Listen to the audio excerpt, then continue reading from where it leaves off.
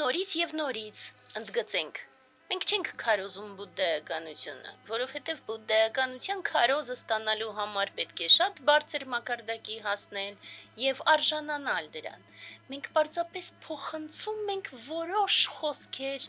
մեծն արթնացածի ի նպաստ բոլոր շնչող էակներին։ Սա մեծ տարբերություն է, որը մարդիկ մշտապես պետք է հաշվի առնեն։ Բուդդայականությունը երբևիցե չի եղել հոգևորսական կրոն, չի եղել, չի եւ չի էլ լինի։ Եվ մենք միայն զարգանալով փորձում ենք ու ձգտում ենք արժանանալ հերթական մեծագույն փոխանցում ստանալու հոգևոր ուսուցիչներից։ Եվ այսօր, քանի որ Հայաստանում շատ ծանր իրավիճակ է եւ շատ հեշտ է մարդկանց համար մոլորվել եւ գնալ սխալ ճանապարհով, եւ ըստ այդմ էլ ավելի կարեւոր է փոխանցել կատարյալի խոսքեր ու խորհուրդները, որպեսզի մարդիկ ավելի հեշտ կողմնորոշվեն եւ ավելի տարբերակեն ճիշտը սխալից եւ բարին չարից։ Եվ այդպես խորհուրդներից մեկը կոչվում է 4 սպիտակ եւ սև արարքներ։ Եվ մենք երբեմն խոսում ենք տարբեր տեսակի սև ու սպիտակ արարքներից։ Այս դասակարգումը վերաբերում է մի քիչ ավելի հենց հոգևոր զարգացման ճանապարհով գնացողների հանդեպ ճիշտ վերաբերմունքով։ Եվ այդպես առաջին սև արարքը դա ստել ուսուցչին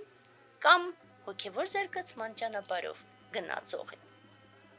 Սա ակնհայտ սև արարք է, որը որ ընդհանրապես տանում է մարդուն դեպի փակուղի, որովհետև ստելով ինքը այլևս փակում է այն դուռը, որից հնարավոր է որ գա իրեն բարի խոսքը։ Եվ դրա համար դրան հակառակ կիրառվում է սպիտակ արարք, երբեք սուտ չխոսել։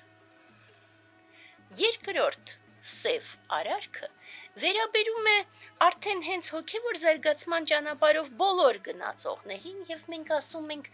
փնովել որևէ կերպ նրանց, ովքեր գնում են հոգևոր զարգացման ճանապարհով։ Սա մեզ համար առանձնահատուկ կարևոր տարր է, դրա սպիտակ արարքը հակառակն է լինում, ավելի շատ գովաբանել մարդկանց ջանքերը, քան փնովել նրանց։ Երրորդ սև արարքը խոսում է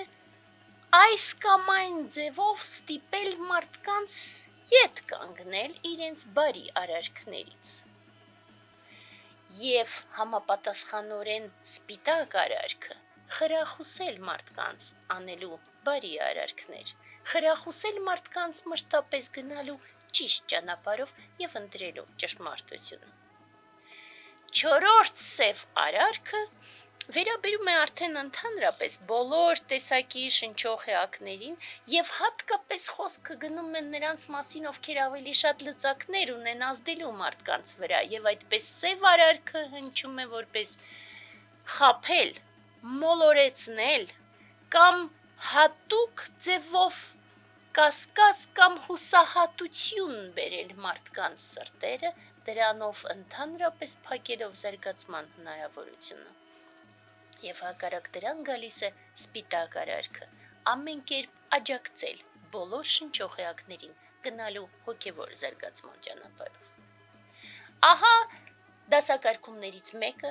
մենք պարբերաբար նորից եւ նորից փորձում ենք փոխանցել դասակարգումները, այս դասակարգումը հայտնի է հատկապես Կարմակագյուտ դպրոցում, իսկ մենք նորից եւ նորից ընդգծում ենք մեր հիմնական իմաստը բոլոր տեսակի շնչող էակների համար դա